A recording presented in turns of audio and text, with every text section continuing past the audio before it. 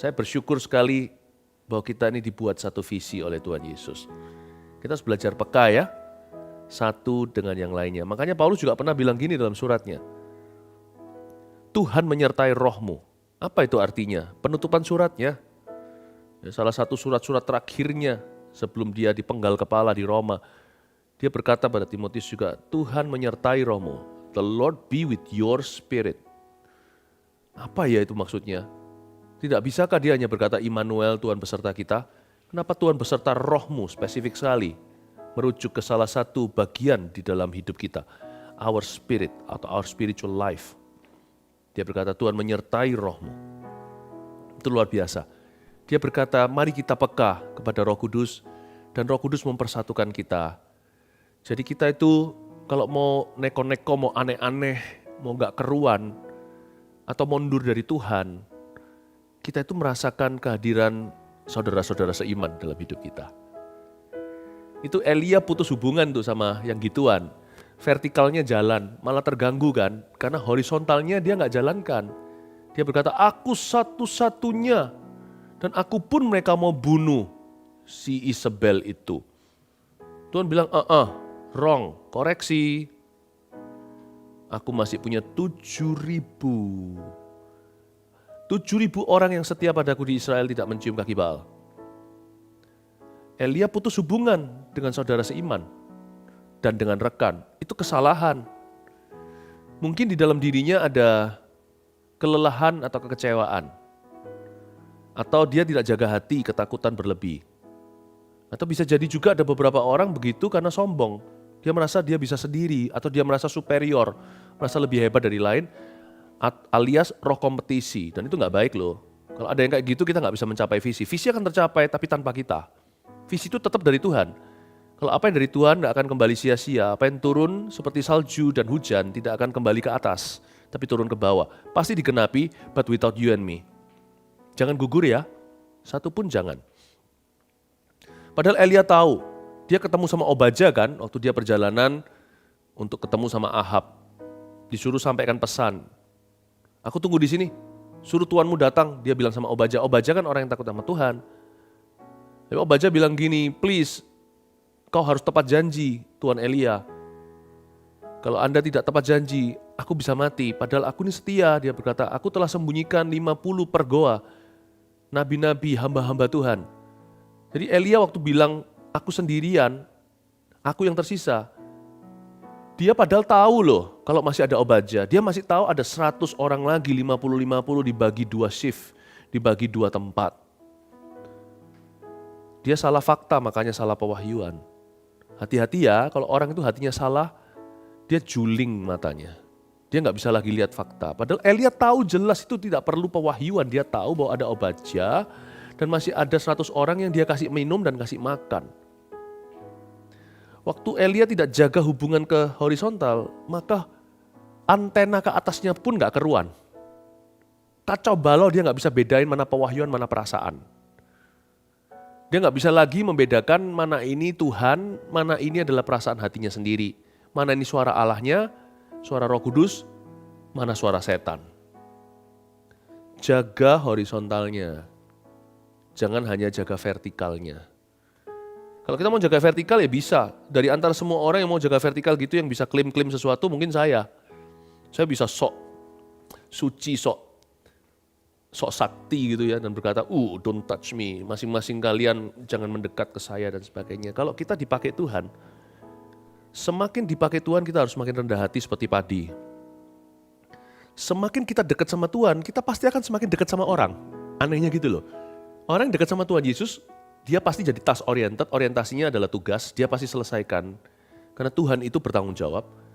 Tapi orang yang dekat sama Tuhan Yesus, lama-lama juga akan semakin dekat sama manusia. Saya ini diubah, personality, kepribadian saya pun turut berubah. Jadi ternyata, yang berubah bukan hanya karakter. Karakter kita itu diubah dalam kemuliaan Allah, tapi personality, bedain ya, karakter dan kepribadian. Karakter itu buah-buah Roh Kudus, jadi gak peduli sana itu melankolik, introvert, extrovert lah, dominan, apapun juga. Kasih adalah kasih, sukacita adalah sukacita, damai sejahtera adalah damai sejahtera, kesabaran, kemurahan, kebaikan, kelemah lembutan, kesetiaan, penguasaan diri itu semuanya sama, sami mawon, you and me. Tapi di dalam konteks yang berbeda. Ada orang yang dominan kepemimpinan, ada orang yang manis ngikutin saja. Ada orang lebih judgmental, tapi karena dia dibentuk karakternya dengan kasih, judgementnya menjadi penilaian yang pas. Jadi orang yang kritis tapi bisa QC, bisa quality controlnya bagus sekali. Tapi kepribadian kita beda. Saya sendiri ini kepribadiannya sampai berubah loh. Sungguh saya itu berubah. Saya ini dulu jedok pemalu. Percaya nggak? Mungkin nggak ada tanda-tanda, nggak ada sisa-sisa kali. Tapi benar. Saya dari dulu itu papa mama saya paling tahu, keluarga saya paling mengerti. Jadi papa mama saya dan keluarga saya ini saudara-saudara saya yang paling, hah? Philip kok bisa jadi begini? Anak-anak saya udah nggak zamanin. Mereka taunya sudah demikianlah Daddy. Kalian juga mungkin ya sudah setengah jalan. Saya ini pemalu level dewa. Udah betul-betul penakut kelas atas. Kalau berkelahi saya berani, tapi ketemu orang ngomong itu nggak bisa saya. Bukan cuma ngobrol sama orang, suruh baik-baik, suruh gimana, nggak bisa. Saya bukan people person, tapi aneh. Waktu Yesus mengubah karakter saya, 9 buah roh pun jadi. Ya masih sampai hari ini belum wisuda, tapi terus berjalan. Kepribadian saya pun diubahnya. Sampai-sampai terakhir tes dulu lagi, pernah tes kepribadian, iseng-iseng pernah. Sekali juga pernah waktu zaman dulu perkantoran di gereja kita, pernah diadakan untuk full-timernya semacam tes kepribadian. Saya punya juara 1 dominan di seluruh tubuh full-timer kita yang ratusan. Kok bisa ya? Anak kedua yang pelin-pelan. Jadi demikian. Keluarga saya masih tahu, sisa-sisa kepelin-pelanan saya itu masih ada. Saya buka rahasia, jangan beritahu siapa-siapa ya. Kalau pas lagi keluar family time gitu ya, zaman-zaman belum pandemi kan kita kalau pergi-pergi gitu, mau makan di mana itu saya nggak bisa mutuskan. Sampai anak-anak saya itu ketawa. Pernah sekali saya pergi, waktu itu sama putra-putri saya. Pergi ke mall, maminya lagi urusin urusan saya sampai harus keluar kota, keluar negeri waktu itu. Karena saya tidak bisa, saya stuck. Ada tugas-tugas pelayanan, jadi saya wakilkan, saya minta istri saya untuk tangani. Pergi waktu itu sampai diketawain. Kita duduk itu beneran sampai 10-15 menit. Di sini ada anak saya juga yang lagi denger nih, Jeremy di sini. Betul kan, Jer? Enggak, kita di depan menu tuh. I don't know what to choose. Jadi khusus akhirnya video call sama maminya, tunjukkan menu, ma pesan apa? Daddy atau papa tidak bisa memutuskan. Padahal cuma daging atau ayam gitu aja loh, gak bisa. Saya itu sepelin-pelan itu dulu. Tapi sekarang masih ada sisanya. Kalau kita family time keluar gitu mau makan di mana, gue nggak tahu gimana memutuskan ini atau itu tuh bisa saya pentelengin begini bisa 15 menit kanan atau kiri ya. Tapi kalau soal prinsip dalam hidup, you jangan main-main with me. Peperangan rohani, oh jangan coba-coba. Soal pewahyuan firman, soal tantangan kehidupan, soal pilihan hidup, come on. Kau lihat pun ku telan. Tapi kalau daging sapi atau daging ayam, gak tahu. Tuhan menyertai rohmu. Saya minta semua kita mengalami perubahan yang dahsyat dari Tuhan Yesus. Itu namanya transformasi. Jangan cuma improvisasi. Improvisasi itu apa? Transformasi. Berubahlah oleh pembaharuan akal budi Roma 12. Supaya engkau mengerti kehendak Allah. Jangan yang baik saja. Sampai keberkenan. Tapi jangan berhenti di sana. Hingga sempurna. Jangan menjadi serupa dengan dunia. Cara kita hubungan satu dengan yang lainnya itu jangan serupa dengan dunia. Jangan pakai kode-kodenya mereka. Ya, bank punya Swift code-nya, kode untuk transferan. Pesawat juga sama kodenya itu. Kalau kita bingung dulu ya, zaman masih pegang kertas gitu, naik pesawat, kodenya begini-gini. Kalau kode ini kan bisa nunjukkan orang-orang yang travel kan tahu.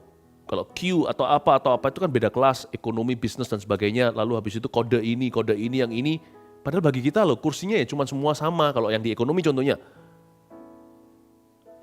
Tapi yang ini kodenya yang bisa diganti, yang ini dari promo. Dunia punya kode-kode yang rumit. Kode kita sederhana, kasih dan jangan mementingkan diri sendiri. Itu hubungan vertikal, hubungan horizontal kita maksudnya. Dan kode kita itu unik, istimewa. Orang dunia nggak sama kita, orang dunia nggak bisa baca kode kita. Waktu dia baca itu seperti baca barcode. Dia nggak ngerti. Makanya orang dunia garu-garu kepala, apa-apaan ya nih mereka ini ya. Kok lain ya? Tampar pipi kanan, kasih pipi kiri bukan untuk dibully. Orang gua lukai kok dia malah memberi. Orang mati berkabung kok mereka malah tepuk tangan dan memuji Tuhan. Semua mereka itu berkabungnya itu sampai bakar-bakar macam-macam. Sampai toreh-toreh badannya kalau perlu. Meratap seperti tidak ada hari kemudian. Tapi orang Kristen kok bisa tunjukkan damai sejahtera seperti punya pengharapan. Mereka gak bisa baca kode kita. Kode kita seperti barcode. Dan kita jangan ikut-ikut, kita punya kode sendiri kalau bicara soal hubungan dengan sesama. Jadi jangan bawa dunia masuk ke gereja ya. Jangan duniawi. Siapa yang di dalam visi ini for the money, get out. Keluar. Today. Siapa yang masuk di dalam visi ini menggembalakan orang supaya dia dipuja sama manusia, get out. Siapa yang masuk ke dalam visi ini supaya dapat banyak pengikut di sosial media supaya populer, jangan pakai platformnya Tuhan, jangan salibkan Yesus untuk kedua kali. Kalau kita merintis gereja supaya kita nanti bisa bangga, gue yang rintis loh, jangan dirintis. Sebab engkau bukan merintis, berarti kita bukan merintis gereja, kita merintis diri sendiri. Visi ini akan terjadi sih, with or without you and me, dengan atau tanpa kita. Visi ini juga akan terjadi, pasti akan terjadi, dengan Anda atau saya, dengan atau tanpa Anda dan saya. Tapi visi ini harus terjadi dan dibangun oleh tangan-tangan yang murni. Vertically and horizontally. Harus murni. Bahkan Tuhan tidak perlu saya. Saya visionernya, tapi saya bukan sumbernya. Tuhan juga tidak perlu aku. Saya masih di-employ hari ini, dilanjutkan kontrakan dengan Tuhan. Tuhan mengontrak ini badan. Karena saya masih ramah dengan rohnya, Tuhan menyertai rohmu. Rohku ini masih bersahabat dengan Roh Kudus. Tapi jikalau aku hidup menurut daging, Roma 8 katakan, dan hostile to the Holy Spirit, atau saya tidak ramah dengan roh Tuhan, maka saya menjadikan diri saya musuh Tuhan. Jangankan musuh visi, Tuhan pun kumusuhi. Visi itu jadi basi. Jangan ada di dalam pelayanan, baik volunteer sukarelawan, ataupun pendeta. Pendeta apalagi, yang lebih banyak dipercaya, lebih banyak dituntut. Yang lebih banyak diberi, lebih banyak juga Tuhan tuntut untuk mengembalikan. Kita ini jangan sampai di dalam pelayanan untuk alasan apapun kecuali kasih. Jangan ada dalam ministry untuk motivasi pribadi. Kadang-kadang itu tipis loh ya. Setipis seutas rambut dibagi 7. 1/7 satu helai rambut. Setipis itu batasnya antara visi dan ambisi. Kadang-kadang kita nggak mengerti. Ini visi atau ambisi? Tapi jangan dinilai dulu sekarang, nanti jangan-jangan tercabut padahal dia adalah gandum kelihatan lalang. Kita salah sangka, ternyata dia gandum di mata Tuhan. Jangan-jangan yang selama ini kita kagumi sebagai gandum, malah lalang di kemudian. No, we're not in this for us. We're in this for Jesus and for souls. Anda dan saya tidak ada saham di dalamnya, termasuk aku. Kalau tidak rela mati seperti itu, tak akan terjadi kebangunan rohani. Borneo, hari ini adalah kita fokus kepada Kalimantan dulu. Tapi sebenarnya pesan ini untuk semua, makanya itu direkam puji Tuhan. Semua harus dengar ini, saya minta semua harus mendengarkan. Saya sebut ini, yang kayak beginian ini bukan pastoral teaching, pastoral sermon atau pesan pengembalaan. Ini juga bukan khotbah pengajaran, yang seperti inilah yang disebut di Kisah Para Rasul, mereka bertekun di dalam pengajaran para rasul. Firman seperti inilah yang membuat kita itu mengalami kemajuan bukan setapak dua langkah kaki, tapi mengalami roket turbo. Karena ini yang mengkikis daging kita, Tuhan menyertai rohmu, kedagingan diserang lewat khotbah yang demikian. Firman yang dibagikan selama beberapa sesi ini saling melengkapi. Tapi izinkan saya jadi bom atomnya hari ini untuk membuat daging kita semua, you and me, sama-sama tak berdaya di hadapan Roh Kudus yang mulia, di hadapan Sang Baginda. Saya minta kita semuanya di dalam ministry, termasuk saya semuanya, semua firman ini bermata dua, berarti kena ke kita juga, untuk tidak ada motivasi lain kecuali kemuliaan Tuhan Yesus, dan kemuliaan saja, tidak plus-plus, tidak ada GST, tidak ada service charge. Kerja untuk Tuhan itu kita tidak dapat service charge, tidak dapat tips sama sekali. Kita kerja karena kita mengembalikan apa yang Tuhan sudah berikan di Kalvari. Sekarang masuk ke firman Tuhan, kita baca aja, saya buka bersama saya Roma pasal 1. Saya nggak kasih banyak-banyak, saya kasih 7 ayat saja. Salam, ayat 1. Dari Paulus, hamba Kristus Yesus yang dipanggil menjadi rasul dan dikuduskan untuk memberitakan Injil Allah. Injil itu telah dijanjikannya sebelumnya dengan perantara nabi-nabinya dalam kitab-kitab suci. Tentang anaknya yang menurut daging diperanakkan dari keturunan Daud. Dan menurut roh kekudusan dinyatakan oleh kebangkitannya dari antara orang mati. Bahwa ia adalah anak Allah yang berkuasa, Yesus Kristus Tuhan kita. Dengan perantaraannya kami menerima kasih karunia dan jabatan rasul untuk menuntun semua bangsa, supaya mereka percaya dan taat kepada namanya. Kamu juga termasuk di antara mereka, kamu yang telah dipanggil menjadi milik Kristus. Kepada kamu sekalian yang tinggal di Roma, yang dikasihi Allah, yang dipanggil dan dijadikan orang-orang kudus, kasih karunia menyertai kamu, dan damai sejahtera dari Allah Bapa kita dan dari Tuhan Yesus Kristus. Kita berdoa, Tuhan Yesus, berikan terang atas logos firman tertulis yang kami baca, supaya kau proses lewat mulut hamba-Mu ke telinga, jatuh ke hati setiap pendengarnya, dan menjadi golden rhema bagi setiap kami untuk menggenapi visi gereja ini, maupun untuk menggenapi tujuan hidup kami secara pribadi dari Kristus. Urapi kami dalam nama Yesus. Amin. Ambil catatan, kasih judul aja supaya ada frameworknya. Kasih judul menemukan diriku sesungguhnya dalam visi Allah. Menemukan diriku sesungguhnya dalam visi Allah. Kasih judul itu supaya kita ingat. Saya mau bicara tentang jati diri, who we are, not merely what we do.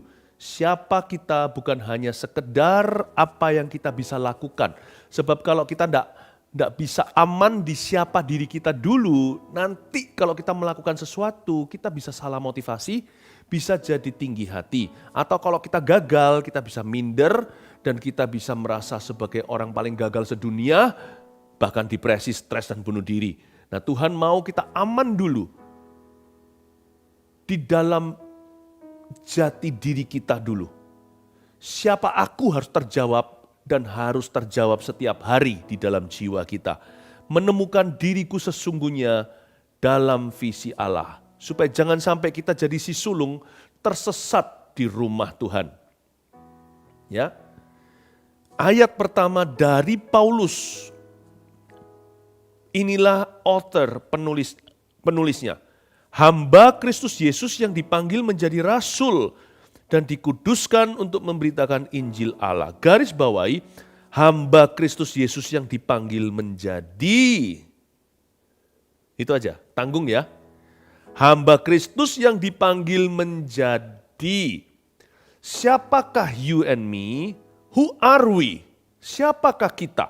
Harus diingatkan di kilometer gereja ke-50 sebelum kita ke 300 tahun 2030. Di posisi sekarang 5 gereja di Borneo, sebelum ketambahan 55, yang 5 gereja pertama, pemimpin hingga jemaatnya harus aman jati dirinya. Sebelum kita menerima bayi-bayi rohani dan melahirkan, Kita sendiri harus aman. Papa mamanya tidak boleh gejolak, gambar dirinya harus sehat. Pertanyaannya sekarang harus dipaku bumi di hati. Who are you and me? Siapakah Anda dan saya? Menurut Paulus, inilah cara pandang Paulus tentang dirinya. Dia adalah hamba Kristus yang dipanggil menjadi. Dari Paulus, hamba Kristus Yesus yang dipanggil menjadi rasul. Saya potong secara tanggung. Paulus berkata tentang dirinya, dia adalah hamba Kristus yang dipanggil menjadi. Kita ini hamba Kristus dulu, baru menjadi apa kemudian? Bukan sebaliknya, status identitas kita terletak pada pencapaian. Bukan pada jabatan. Bukan pada gelar kita. Tanpa kita melakukan sesuatu atau belum berbuat apa-apa. Hanya karena Kristus mati di Kalvari dan kita agree. Detik hari ketika kita berkata, aku setuju engkau mati bagiku 2000 tahun lalu, dan kita menerima pengorbanan itu dengan iman, langsung kita jadi hamba Kristus, termasuk penyamun yang disalib di samping Tuhan Yesus, belum bisa pelayanan, dibaptis pun belum sempat, lalu meninggal dunia, orang itu sudah hamba Tuhan di mata Tuhannya. Dan sore itu, petang itu dia sudah di Firdaus bersama dengan Yesus. Mari kita tancapkan kencang-kencang. Kokohkan patok-patokmu sebelum mengembang ke kanan ke kiri dan keturunanmu memperoleh bangsa-bangsa. Kalimantan, Borneo, pulau-pulau yang lain, seluruh Indonesia, Asia. Dan seluruh dunia. Kita ini hamba Kristus dulu. Baru menjadi apa. Karena itu, apapun yang kau katakan, lakukan, tidak katakan, tolak ukur dasarnya bukan pelayanan, tapi who you are in Christ. Siapa dirimu dalam Kristus. Karena kita hamba Kristus, kita harus meneladani Tuannya. Dan semua harus berdasar perintah Tuhannya. Jadi dalam segala sikon, situasi, kondisi, saya selalu bertanya, satu, apa yang akan Yesus lakukan atau katakan dalam situasi ini? Dan kalau itu tidak relevan, pertanyaan apa yang Yesus akan lakukan, karena Yesus nggak seperti saya. Contohnya kalau saya jatuh dalam dosa, kan Yesus tidak jatuh dalam dosa, tapi dia dicobai. Namun dicobai dalam segala perkara, namun tidak berdosa, jadi dia bisa mengajari kita cara menang. Dan waktu kita dicobai, Tuhan itu pasti menunjukkan jalan, karena dia sendiri pernah merasakan lapar, dikhianati, digoda, diiming-imingi, pernah semua, jadi dia tahu jalannya. Tapi kalau kita jatuh, kan Yesus gak pernah jatuh. Jadi pertanyaan itu gak relevan, apa yang akan Yesus lakukan ya kalau dia jatuh dalam dosa seperti saya, gimana dia kembali kepada Bapa? Jangan, itu salah pertanyaan.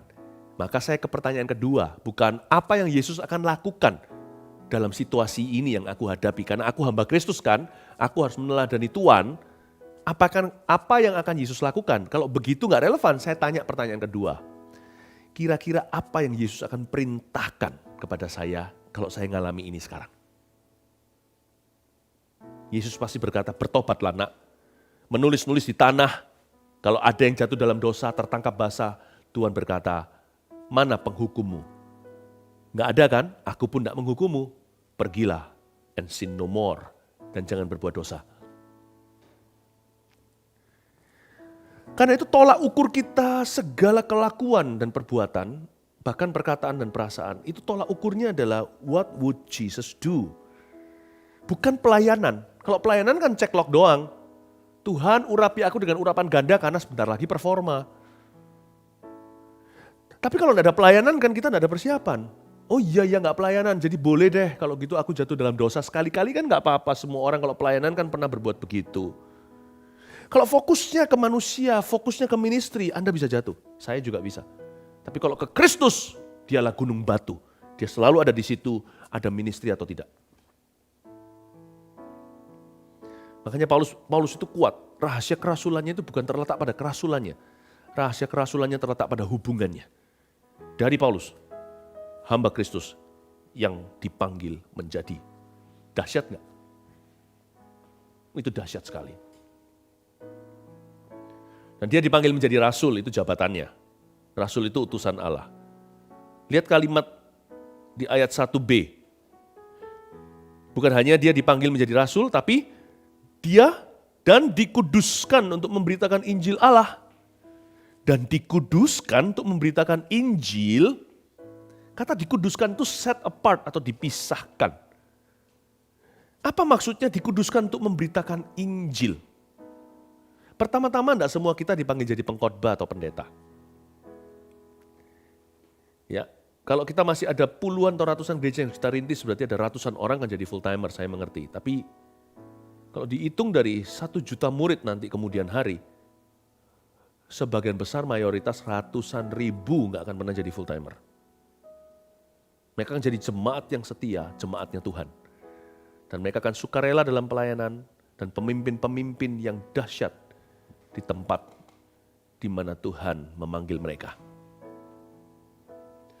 Tapi Injil ini bukan full time atau tidak, Injil inilah ladang kita bersama. Yang dimaksudkan di sini memberitakan Injil, dikuduskan untuk memberitakan Injil itu berarti hamba-hamba Kristus itu pasti akan dibersihkan oleh Tuhan Yesus. Dan itu termasuk saya loh, semua kita tanpa kecuali. Kata dipisahkan itu sama artinya dengan Yohanes 15, dibersihkan carang-carang yang sudah berbuah agar lebih banyak berbuah lagi. Dalam bahasa Inggrisnya purge, P-U-R-G-E, yang artinya pembersihan total. Dan kata purge juga bisa dipakai secara negatif, seperti dalam peperangan saudara, contohnya agama tertentu mau menghapuskan kelompok agama lain dari muka bumi, terjadi penganiayaan secara massal. Seperti zaman dulu, Perang Dunia Kedua. Waktu itu peperangan, satu bangsa hendak meniadakan satu bangsa yang lainnya. Waktu itu Holocaust pun terjadi. Camp konsentrasi, orang-orang Yahudi dibunuh dalam jumlah jutaan orang. Itu yang disebut purging. Tuhan pasti akan purge, yang Tuhan musuhi di dalam diri hamba-hamba Kristus adalah musuh-musuh Kristus. Sebab peperangan kita bukan melawan darah dan daging, bukan manusia maksudnya. Tuhan akan lenyapkan manusia dari hidup kita, Tuhan akan pakai mereka untuk mempertajam kita. Yang Tuhan lenyapkan adalah sifat buruk kita. Sifat kita yang egois, kebiasaan buruk kita. Cara berpikiran kita yang salah atau cara berpikiran kita yang terlalu dangkal, yang tidak bisa menerima pikiran-pikiran Allah karena terlalu membanggakan pikirannya sendiri atau pikiran manusia. Tuhan akan musuhi, Tuhan akan purge. Purge itu juga artinya detox ilahi. Jadi karena itu hamba-hamba Kristus selalu punya pengalaman-pengalaman yang gak enak. Kalau mulus melulu kemungkinan bukan hamba Kristus.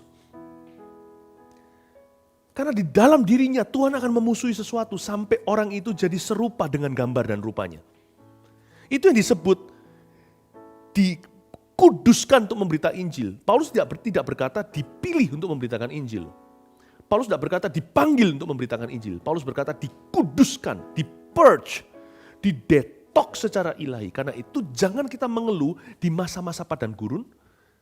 Jangan kita itu menyerah di masa-masa padang belantara. Ketika kita di dalam lembah kekelaman, jangan ikut serigala. Tapi cari tongkat dan gada, pegang teguh padanya ketika kita sedang bergelantungan di ujung jurang. Never give up. Seorang hamba Kristus itu tidak teruji lewat masa-masa indah. Dia teruji lewat masa-masa susah. Setiap visi itu akan mencapai ujungnya, yaitu penggenapan. Tapi perjalanannya pasti mengalami kematian dari waktu ke waktu. Bukan visi itu yang mati. Daging hamba-hamba visi itu yang dimatikan.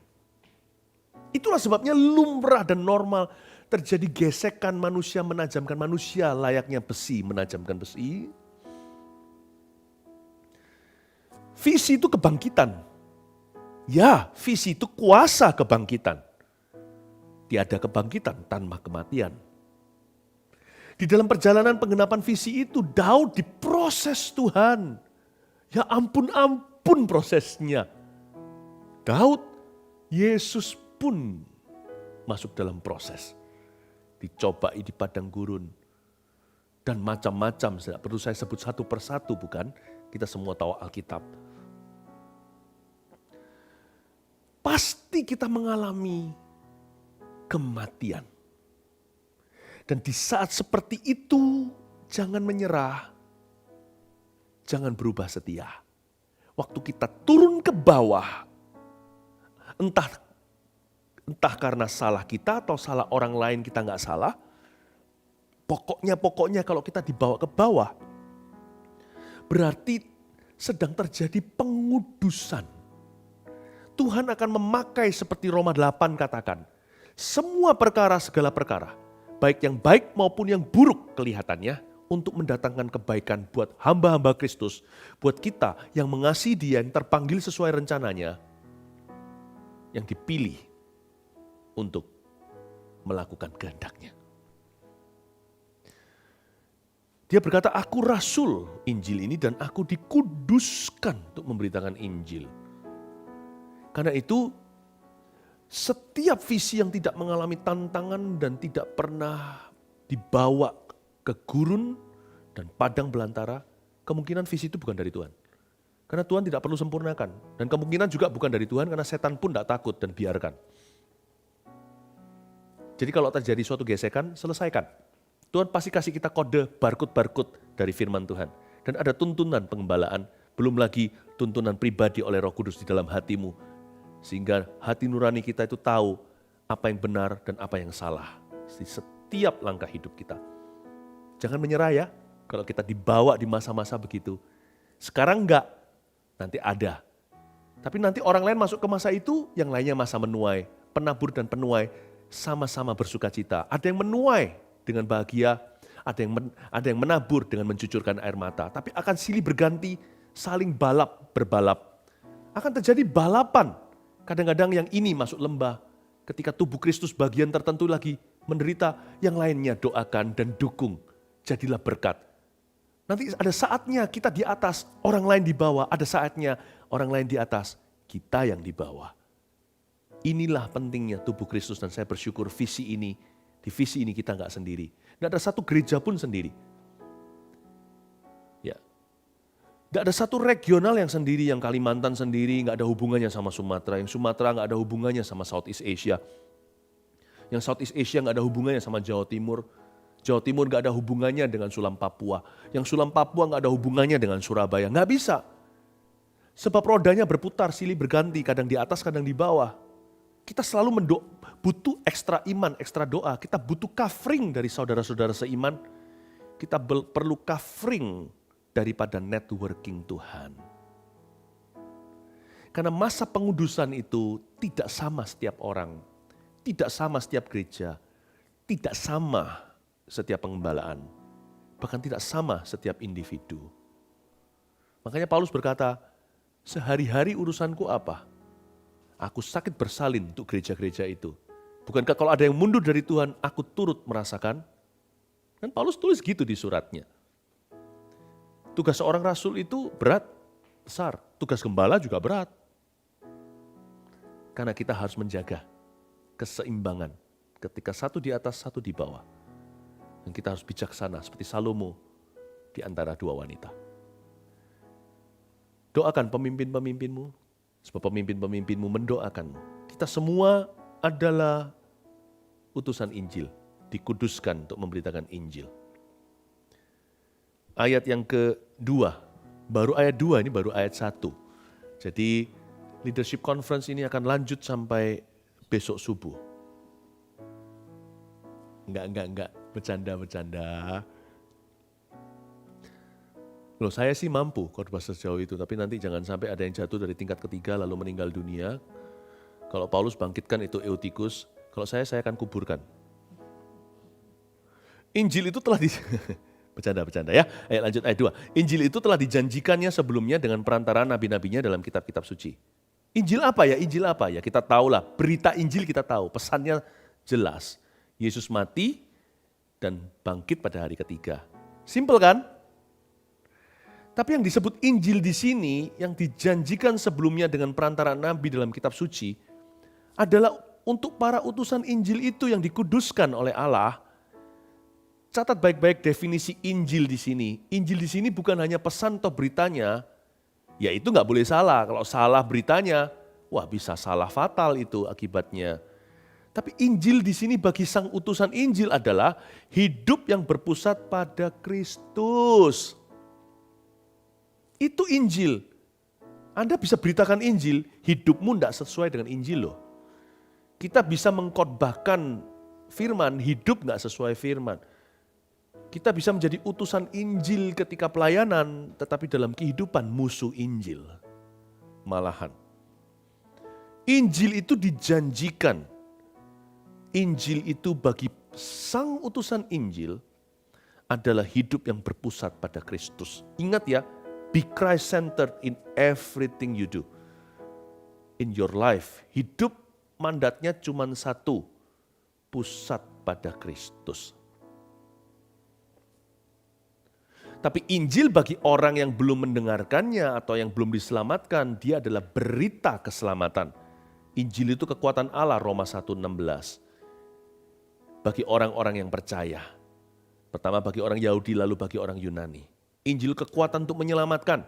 Tapi bagi pemberitanya, utusannya, you and me, Injil itu adalah sebuah kehidupan 24 jam sehari yang berpusatkan pada Kristus.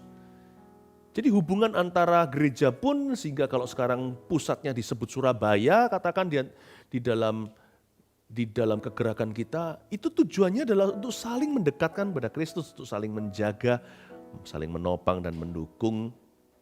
Ayat 3, Injil itu tentang anaknya yang menurut daging diperanakkan dari keturunan Daud. Dan menurut Roh Kekudusan dinyatakan oleh kebangkitannya dari antara orang mati. Itu berita dan pesan Injil. Bahwa ia adalah anak Allah yang berkuasa. Yesus Kristus Tuhan kita. Itulah pesannya. Jangan salah ya, pesannya tidak boleh meleset. Simple kok, Yesus mati, Yesus bangkit pada hari ketiga, Jesus loves you. Tapi saya ingin garis bawahi di ayat 3, semua pesan Injil itu berpusat pada, lihat ayat 3, dua kata pertama, tentang anaknya. It's all about Christ. It's all about Christ. Dari awal hingga akhir adalah tentang Kristus. Bahkan di ayat 5 dikatakan, dengan perantaraannya kami menerima kasih karunia. Katakan kasih karunia. Dan jabatan, katakan jabatan. Dengan perantaraannya kami menerima kasih karunia dan jabatan rasul untuk menuntun semua bangsa supaya mereka percaya dan taat kepada firman-Nya, kepada namanya. Katakan untuk menuntun semua bangsa. Nah, Injil itu berpusat pada Kristus. Ayat 3 tentang anaknya. Sedangkan di ayat 5, jabatan adalah atau hanyalah kasih karunia sementara di dunia. Jadi ternyata memberitakan Injil itu tidak kekal. Injil itu kekal, pemberitaan tidak kekal. Sampai Tuhan datang, mari, bahasa Surabaya, selesailah. Tujuannya adalah untuk menuntun semua bangsa kepada Tuhan. Atau segala makhluk di Markus 16. Menuntun semua bangsa Tuhan, iya. Every Christian has a mission, setiap orang Kristen punya misi. Gak peduli pendeta atau bukan, aktivis atau tidak, yang mengaku Yesus adalah Tuhannya, orang itu punya misi dari Tuhan Yesus. Hidupnya ada misi Tuhan, yaitu untuk menuntun manusia datang kepadanya. Atau menuntun orang kepada kebenaran, seperti kata-kata Tuhan kepada Daniel di pasal Daniel yang terakhir, dan orang-orang yang seperti ini akan bercahaya bagaikan bintang-bintang di akhir zaman. Satu, mereka yang hidup bijaksana. Dua, mereka yang menuntun banyak orang pada kebenaran. Gak semua orang jadi penginjil. Lalu tebarkan jala secara rohani. Ribuan, minimal ratusan, atau mungkin hanya puluhan, bahkan jutaan untuk terima Tuhan. Mungkin enggak. Tidak semua orang jadi penginjil, tapi setiap kita adalah saksi-saksi Kristus. Saya yakin seumur hidup kita, setiap orang Kristen yang paling tanda kutip lemah, kalau dia mau saja dituntun sama Tuhan, mau dibentuk oleh Roh Kudus, dia pasti dapat 5 roti dan 2 ikan di akhir hidupnya. minimal pasti ada 5 orang yang dekat sama dia dan 2 yang paling dekat. 5 plus 2 pasti ada 7 jiwa yang dia sebelum mati masuk kuburan, yang dia tuntun pada kebenaran. Mungkin bukan 7.000, seperti Elia di zaman Elia yang tidak mencium Baal. Mungkin bukan 7 juta, tapi setiap orang punya 5 roti 2 ikan. Tugas kita adalah menuntun. Menuntun ini gak hanya lewat pemberitaan, terlebih lagi lewat kehidupan. Menuntun itu juga sehari-hari waktu kita dalam pekerjaan kita, kalau kita gak kerja di gereja. Orang lihat kita itu bisa lihat Yesus berjalan gitu. Waduh, kok Pastor Philip susah ini perbandingannya. Jauh gak sempurna. Iya, saya ngerti. Bedanya kalau orang lihat Yesus di dalam Yesus, ya mereka lihat Yesus. Kalau orang lihat Yesus di dalam kita, mereka juga lihat kekurangan kita. Asal kita terus bertumbuh, orang akan mengagumimu. Dan mengagumi Yesus di dalammu. Saya ingin untuk Anda mengerti bahwa Injil itu tentang anaknya. Goal kita satu, pertumbuhan angka jumlah 300 gereja itu adalah manifestasinya. Spirit rohnya adalah biar dunia melihat Yesus di dalam kita. Itu spiritnya, bukan angka. Jumlah itu manifestasinya. Ya, makan itu kita tahu kapan berhenti, yaitu waktu kita kenyang. Makanya Tuhan ajarkan di doa Bapa kami, berilah pada kami hari ini makanan kami secukupnya. Mari praktekkan, kalau sudah kenyang, jangan sampai muntah. Hanya gara-gara kita gak mau rugi dimakan restoran yang menyajikan makan sepuasnya. Enak aja bayar mahal, gua makan yang banyak gak boleh rantangan. Saya habisi di sini lalu muntah di tempat, kan malu-maluin. Kapan kita tahu kita harus berhenti makan? Waktu kita kenyang. Ya kan? Sudah ada gizi. Kapan kita tahu bahwa dunia melihat Kristus dalam diri kita itu sampai titik maksimal? Itulah target. 300 gereja. Dan itulah kata kenyang. Bahwa inilah maksimal kapasitas kita sampai 2030, 300 gereja. Lalu 301 gereja berikutnya, 700 kemudian sampai 1000, itu kenyang berikutnya waktu kapasitas kita bertambah. Sekarang kita gak bisa makan 1000, gak kuat saudaraku. Tapi makan kan bukan karena kenyang, tapi karena gizinya. Dan gizi spirit roh daripada visi ini adalah tentang anaknya, ayat 3. Yesus Kristus. So the world will see Jesus in me. The world will see Jesus in us. Supaya dunia melihat Yesus dalamku. Supaya dunia melihat Yesus di dalam kita. Supaya dunia melihat Yesus dalam Mawar Sharon. Dalam gereja kita tercinta. Supaya Indonesia, Asia, semua bangsa-bangsa yang akan kita tuntun pada kebenaran itu melihat Yesus Tuhan di dalam kita. Kapan kenyangnya? Borneo. Berapa tadi? 60 gereja. Bagian daripada 300 di 2030. Nanti Sumatera berapa? Sulam, Papua, Jawa Timur, Jawa Tengah, Jabodetabek juga. Asia, Southeast Asia. Kapan kenyangnya? Berikan pada kami apa yang secukupnya. Karena itu maksimal kemampuan kami saat ini kami persembahkan. Dan 1000. Tapi semua adalah tentang anaknya. Itu gizinya. Visi itu kenyangnya. Paham ya? Tangkap ini.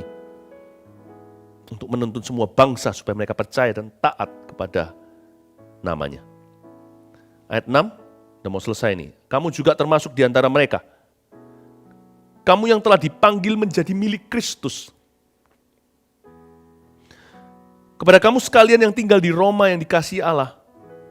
Yang dipanggil dan menjadikan dan dijadikan orang-orang kudus. Berhenti di ayat 6, ayat 7a.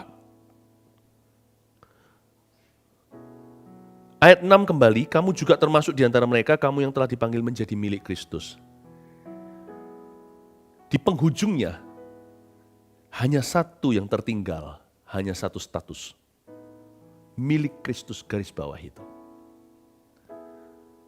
Suatu hari ketika di Bukit Doa, waktu itu gereja kita masih berjumlah sekitar kurang lebih 30-an. Saya masih ingat kok, data entry memberi saya angka di saat-saat itu tahun berapa saya lupa. Tapi jumlah total anggota jemaat kita adalah 30.000 murid. Sekarang kita total ya, totalitas semua yang kita ini digabung, yang digembalakan dari GMS Surabaya Barat di SCC sini bersama dengan saya, sekitar 40 gereja dan 40-an ribu sekian ke arah 50. Waktu itu hati saya senang sekali melihat pertumbuhan. Waktu gereja 30-an, gereja lokal maksudnya, 30 ribuan lebih jemaat, anggota yang setia, murid-murid Kristus yang kita gembalakan. Saya duduk di antara sesi itu sebelum malam hari kan, sore-sore kan ada break dulu, mereka main-main lah, free time lah, atau istirahat tidur siang. Saya di salah satu tempat istirahat, di luar kamar saya melihat kalian lalu lalang, hamba-hamba Tuhan, para full timer.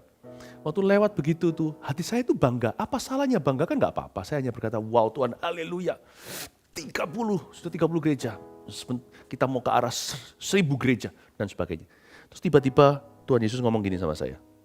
Saya dengar itu secara jelas, Roh Kudus bilang, suatu hari mereka semua akan melupakanmu. Hah? Loh, bukannya saya itu mau pamrih ya? Enggak sih, tapi dilupakan. Wow, itu cruel sekali, itu kejam sekali. Terus Tuhan ingatkan saya bahwa anak saya waktu masih kecil, punya anak saya yang contohnya paling saya ingat waktu itu adalah anak kedua kami, Jeremy, sangat attach atau sangat dekat dengan susternya. Amat sangat dengan susternya. Saya dan istri saya itu orang tua yang sangat perhatian dan beri waktu, tapi bagaimanapun juga kalau siang hari waktu kami kerja kan dia sama neni. Waktu masih kecil sekali sama neni, jadi waktu kami pulang itu selalu ada masa adaptasi. Kalau kami ngelembur 1 jam saja, itu udah kerasa bagi anak. Jadi waktu pulang itu kadang-kadang gak mau saya rangkul, saya begini tangan, dia ke neninya. Mungkin hari itu it was a rough day for a baby, mungkin waktu itu gak gampang buat seorang bayi. Mungkin dia lagi kenapa kayak apa kayak. Jadi dia mungkin saat itu dipeluk terus dan bagaimana terjadi bonding. Waktu dipeluk gitu, saya mau marah ya gak bisa karena neninya melakukan tugas dengan sangat baik sampai anak saya itu merasa disayang. Ya. Tapi saya di dalam hati juga gak bisa sangkali, saya rasa cemburu sekali. Loh kok gak mau sama papa mamanya? Saya begini dia gak mau peluk saya. Akhirnya waktu itu Tuhan ingatkan saya, tiba-tiba itu seperti tersirat di depan saya, sangat jelas seolah-olah terjadi baru kemarin. Pada waktu itu anak saya sudah besar. Lalu Tuhan bilang sama saya, kamu juga neni di bumi ini. Suatu hari anakmu akan besar, dan mereka akan tahu siapa yang punya. Dan mereka akan mengerti siapa sesungguhnya ayahnya. Waktu itu, mereka mungkin tidak perlu, bukan tidak akan loh ya, Tuhan mau hancurkan hati saya ini. Kalau saya punya rasa memiliki kan oke. Visi harus ada rasa memiliki, kalau nggak gitu kita nggak akan mati-matian menjadikannya. Tetapi rasa memiliki itu berhenti sampai titik kita harus jadi milik Kristus, itu berarti kita harus melepaskan suatu saat. Kita harus punya roh menyangkal diri. Nah, Tuhan bilang sama saya seperti ini, sekarang kamu coba tanya sama Jeremy, neni ini namanya. Dia masih ingat enggak? Dia masih mau enggak? Dia enggak mau. Sekarang anak-anak kami 3 selalu ikut. Apa-apa dedinya, maminya, papanya, mamanya. Sangat sayang dengan kami. Ya, saya juga merasa gimana buat neni. Tapi neni itu juga akhirnya punya kehidupan sendiri. Dia pasti juga happy dan enggak bekerja dengan kami. Selesainya juga baik-baik, sangat senang bekerja di rumah tangga kami. Sangat dicinta. Ya, tapi akhirnya anak saya kembali kepada orang tua kandungnya. Suatu hari seluruh gereja ini kembali kepada Gembala Agungnya. Semua jiwa yang kita pimpin dan muridkan akan memanggil Abba, Bapa, karena roh sulung yang ditaruh dalam diri Tuhan. Dan menoleh ke kita, kita hanyalah pengasuhnya yang tidak signifikan. Waktu saya diberitahu gitu, nangis saya. Saya langsung nangis. Saya berlutut dan menangis bukan karena apa. Saya mungkin tidak tahan. Memang sih nggak untuk diriku, kulakukan ministry ini. Tetapi ketika kita harus menghadapi kenyataan itu nanti, nggak tentu kita ready loh. Nggak tentu loh. Karena gimana pun juga ikatan batin itu ada. Saya menangis dan saya berkata, Lord, aku kira selama ini aku siap. Hingga Engkau mengatakannya, aku diperhadapkan dengan pewahyuan seolah-olah sudah di sana. Aku tidak siap ya Tuhan. Tuhan lontarkan satu pertanyaan lagi, saya dihancurkan. Jikalau kamu memberitakan Injil, tidak ada satu orang lagi pun akan maju altar call meresponi Injil yang kau bagikan. Masihkah kau memberitakan Injil? Wah, tambah parah, sudah jatuh ketiban tangga.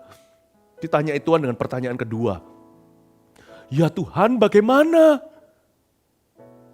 Lalu ketiga, lontarkan lagi Tuhan itu bertubi-tubi. Kalau Tuhan tanya sama Petrus kan 3 kali, tanya sama saya juga 3 kali. Kalau kamu doakan kesembuhan atas orang-orang sakit, tumpang tangan atas mereka, tak satu pun sembuh, mulai hari ini sampai kamu mati. Masihkah kau bekerja untuk Yehovah Rafa? Masih tetap menggebu-gebu memberitakan kesembuhan ilahi dan mempraktekkan imanmu, sekalipun tidak berujung jawaban atau mujizat. Saya nangis dan saya minta pending. Saya harap, saya tidak tahu apakah Anda malam hari itu, saya lupa tahun berapa. Kalau Anda pernah lihat saya masuk ke ibadah lesu, itu mungkin tahun itu di retreat sinode dulu namanya, retreat gembala. Saya bilang sama Tuhan, give me time, I'll answer you soon. Aku akan menjawabmu segera. Kasih aku waktu untuk mencerna di hatiku.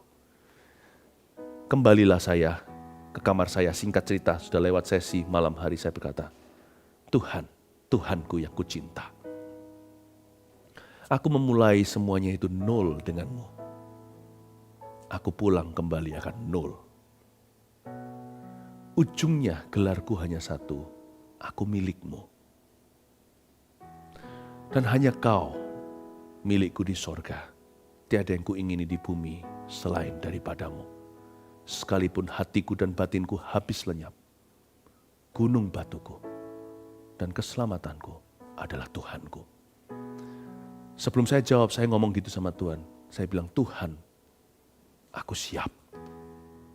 Biarkan aku mati sebelum melihat visi ini mendekati digenapi. Sekarang untung baru 30, hatiku sudah ada motivasi yang kurang murni. Padahal aku sudah bersih. Kenapa? Why you purge me? Kenapa engkau tidak bereskan orang-orang lain itu yang masih kotoran di hatinya, yang gak jelas dia dalam pelayanan untuk apa? Kenapa engkau menuntut aku? Kenapa engkau fokus dan memperhatikan saya untuk kerjain hatiku ini yang lemah? Tapi Tuhan, saya berkata, aku mengerti maksudmu. Aku akan menjawabmu sekarang supaya aku jadi milikmu. Iya Tuhan, aku siap untuk dilupakan. Aku akan jadi neninya Jeremy. Suatu hari kelak. Seperti anak saya sekarang ditanya, kamu ingat Simba? Dia gak ingat sama sekali. Bukan gak berterima kasih, terlalu kecil waktu itu. Kita manusia ini terlalu duniawi. Nanti waktu kita di sorga, ada beberapa hal bukan karena pikun, beberapa hal yang memang kita sengaja mau lupakan. Karena gak berguna di sana. Termasuk hamba-hamba Tuhan di dalam kehidupan kita itu tidak akan menjadi fokus utama. Saya berkata, I'm ready. Dan dalam hati saya berkata, sekarang aku lebih mengingini 1000 gereja itu lagi. Lebih murni dari sebelum kau bertanya kepadaku kemarin hari. Aku sekarang rindu lakukan itu just for you. 3 kali kau tanya aku, ku beri jawaban yang sama. Ku beri jawaban 3 kata. Just for you. Hanya untukmu. Makanya saya sering nyanyi lagu, hanya kau. Hanya kau. Sekarang ngerti kenapa saya suka lagu itu. Ada bonding pribadi. Hanya kau yang ku cinta. Ada ceritanya. Hanya kau. Tuhan Raja, ku ingin mengenalmu selalu Kau, hanya Kau, hanya Kau yang ku sembah. Suci, suci, layak, Engkau layak. Sungguh ku cinta Kau. Jawaban kedua yang saya berikan pada Tuhan atas pertanyaan kedua pula adalah, kalau Injil yang kubagikan tidak diresponi, aku tetap memberitakan Injil karena aku diselamatkan oleh Injil. Injil adalah kekuatan Allah. Dan karena aku percaya kekuatan Injil, karena aku tahu Injil itu benar, aku beritakan sekalipun seperti Nuh, tidak satu pun masuk bahteraku. Aku akan tetap beritahukan bahwa banjir akan datang. Dan Tuhan selamatkan mereka yang percaya. Kalau tidak ada satu orang lagi pun sembuh waktu saya tumpang tangan, saya tetap akan berdoa menumpangkan tangan. Karena Yehovah Rafa adalah Allah. Saya doakan kesembuhan bukan karena orang sembuh, saya doakan kesembuhan karena Engkau adalah Yehovah Rafa. Dengan berlutut dan angkat tangan saya berkata kepada Tuhan, hanya Kau yang kupuji. Ku ingin mengenal-Mu. Di saat itu Roh Kudus belai kepala saya seperti tahun 1992. Waktu saya bertobat seperti yang ditulis di dalam buku yang saya tulis, Holy Spirit My Best Friend. Masa-masa saya mengalami lawatan Roh Allah. Saya mengalami lagi di Bukit Doa. Saya dibelai sepanjang malam, sepanjang hari itu. Tanpa saya beritahu kalian semua, kalian tidak tahu. Dan Tuhan berkata, 1,000 churches I will give you. Aku akan memberikan 1,000 gereja itu kepadamu. Saya berkata, let your will be done. Kalau dulu saya berkata, yes! Sekarang saya berkata, let your will be done. Yang kurindukan bukan 1,000 itu. Kehendak-Mu yang jadi dalam hidupku. Rasakan Tuhan sekali lagi di sini. Hanya menjadi milik Kristus, itulah kerinduanku. Suatu hari kalau kita semua mati, kalau Tuhan belum datang, kuburan mau tulis apa? Kuburanku jangan tulis aneh-aneh ya. Jangan tulis whatever tadi, perkenalan tadi saya ngomong sama Ko Yudi. Ya gak apa-apa sih, memang harus namanya protokolnya. Perkenalan kalau sebelum seminar, konferensi di luar negeri apa, ini Philip Mantova siapalah, bla bla bla. Gerejanya gimana apa, gak apa-apa lah. Tapi di kuburan saya don't write anything. Someday, kalau Tuhan belum datang, tulis saja Philip Mantova. Tanggalnya, tahunnya, milik Kristus. Tutup buku. I want to be remembered just as that. Cuma mau diingat sebagai itu dan itu saja. Tidak mau yang lainnya. Embel-embel lain. Hanyalah kemuliaan Tuhan. Yang ada embel-embel lain yang saya mau dilupakan adalah kesalahan saya. Itu Tuhan tolong tutupkan, jangan ditulis juga. Jangan ditulis juga di nisan. Tapi yang saya mau ingin ditulis sana hanyalah milik Kristus. Hanya Kau. Hanya Kau. Hanya Kau yang ku cinta. Hanya Kau, Tuhan Raja, ku ingin mengenal-Mu selalu. Kau, hanya Kau, hanya Kau yang ku sembah. Suci, suci, layak, Engkau layak. Sungguh ku cinta Kau.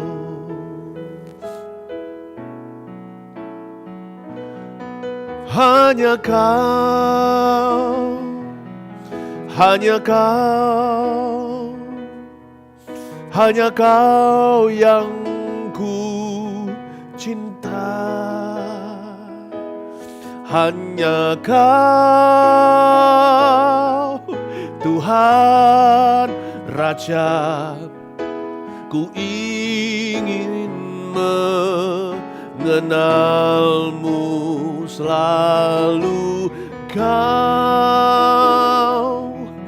hanya Kau yang ku sembah. Suci,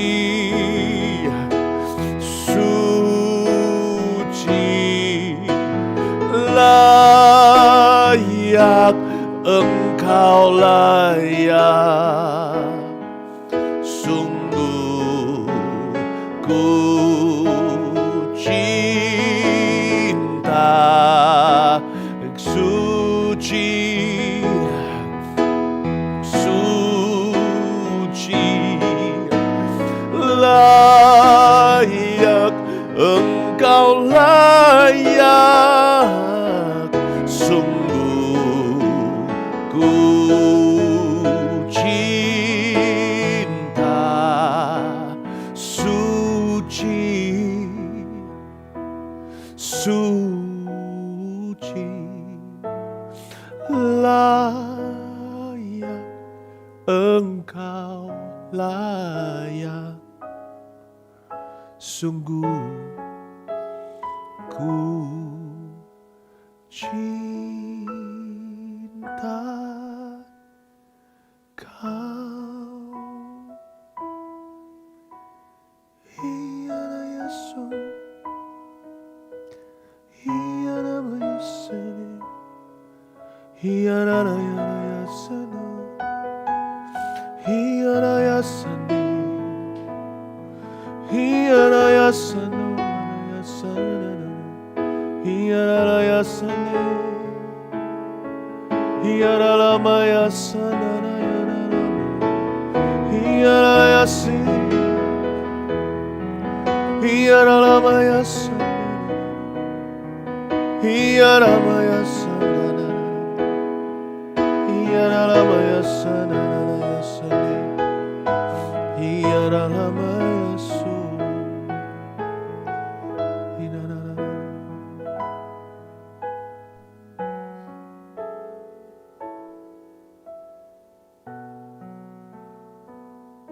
Angkat tanganmu, saudaraku. Suci. Angkat tangan, please, semua. Suci, layak Engkau, layak. Sungguh ku cinta Kau.